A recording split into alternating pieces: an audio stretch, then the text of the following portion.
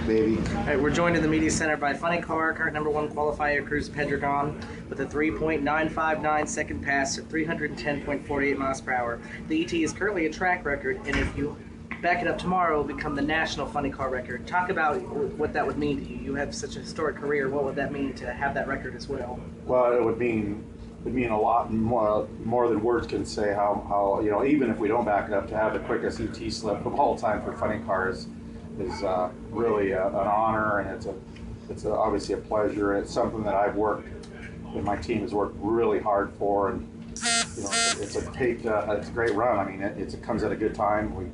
We haven't really been on our game all year, except for the last race Sunday. We turned it around, and it's a continuation. It seems like so far for that performance. Questions? You mentioned the Topeka 409, 409, 409. One of the problems that you traditionally had is everybody knows that your car can make the power. It's the repeatability. This proves, though, that you kind of have found that. Yeah, well, I mean, it's we're on a roll right now, and had it not been for a supercharger issue that we had in the final, the car should have run another 409 without even a problem. So, yeah, I mean, we came out here unloaded 405, 495, right on schedule. So, we're not doing anything different other than I guess maybe all those tire smokes and cylinder dropping and all those runs, they teach you something, so we got to get it right eventually. You've had success here before, 2 wins, 1 ML qualifiers. What about Englishtown? You do so well. I don't know. I love the track. I love the facility. It's a nostalgia type event, only from the simple fact that it's the SummerNationals in Englishtown. I remember, Don Garlett, Shirley Muldowney, Perdome. Those are the names that are synonymous with winning this race and performing well here. So I don't know. I don't know why we've had success here. Just I don't know. It's a good feeling about the place, I guess.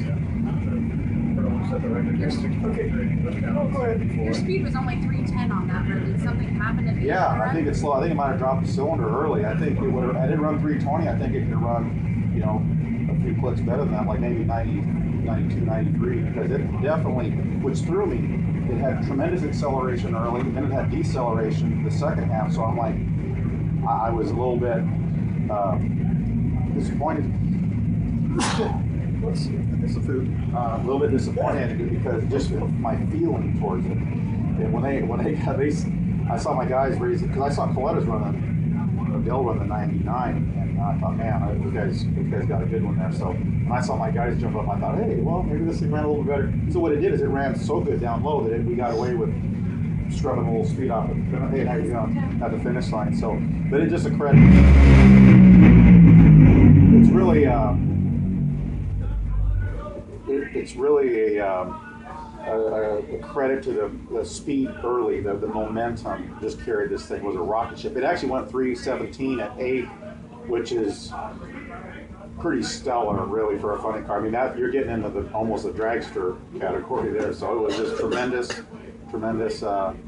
And I want to tip my hat to Alan Johnson, who provides me all the equipment, the heads. I know he runs dragsters and he wins there, but he's a key guy in my operation because he helps me and he provides me the best parts.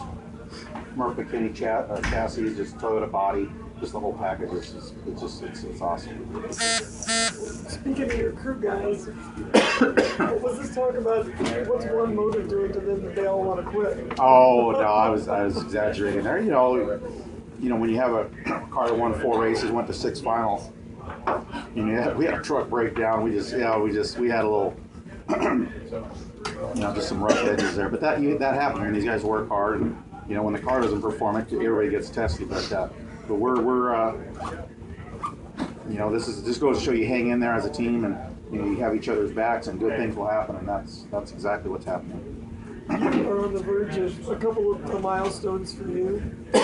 One of them, victory would bring you even with Perdome, and then I think we've passed 500 round wins in your career, but you'd be the 4th one to do 500 funny car. with your next round win. So have you thought about that? Were you aware of that? You know, I'll be honest with you, and that's a great question. What you just said is probably means more to me than anything I've ever done, more than championships. You know, if I wasn't so fired up right now, I'd be emotional wreck probably. But those round wins were all so hard fought. You know, owners, some great owners there, Miner and Gibbs, and then we went on our own about 10 years ago or so, 12 years ago, and it's unbelievable because I almost wasn't composed when they interviewed me after they told me I won 500. I was like, that was, to me, I'm going to haul off and say that's probably the most meaningful record that I've ever had. 500 wins in funny car. Especially when you look at who I've had to race. You know, I mean, you look at John Force. I had to race that sucker in his heyday. You know, not that he's not. But I mean, I had to race Coyle in his prime and Force, and I wouldn't have it any other way. But I chalk up those wins against greats like that, and against Tony and all these guys. It's just that, like I said, for some reason I don't know. That rung the bell, and that that click with me. So I just want to keep adding to it, and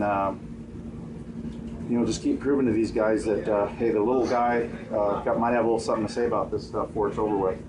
Pretty remarkable that you will be the number 4 guy to do that, and there are so many people who were great people and great legends of sport who didn't even come close to that. Well, I think a little bit of it's skewed by, it's like Brett Favre, we've been doing it for a few years. So, I mean, I'm not going to take a lot of credit because, I look at some of these guys' career, Raymond Beadle, even Pedregon, they didn't race as long as we did. So some of those records, we've been doing it longer.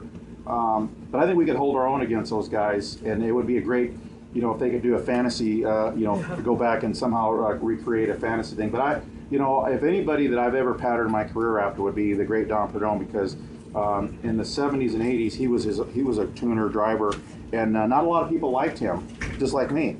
And I think a little bit had to do with his race. And I know I'm going to open up something there, but I feel like I'm going to say what I have to say. But I think it was his skin color that people didn't like that. So what I got to say to that is, you want some, come get some. All right, good luck tomorrow. I'm opening up all kind of can of worms here. Yes,